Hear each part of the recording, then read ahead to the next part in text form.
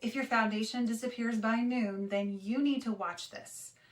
So it's summer and your foundation is separating, fading, and disappearing. And I know it is really annoying. I hate it too, but it might not be your fault. One of the reasons that your makeup might not be lasting all day long is because your skin can actually produce more oil during the summer.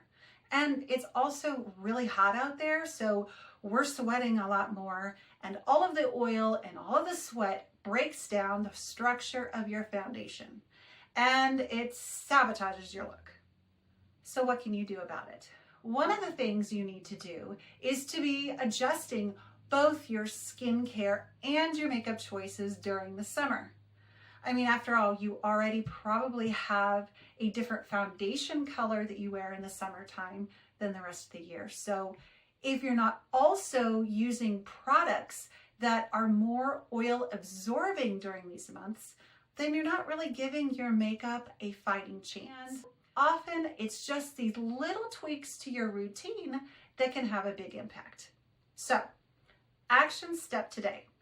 Take a look at both your skincare and your makeup products, look at the ingredients, and see what you might need to swap out during the summer, even if your skin isn't usually oily the rest of the year.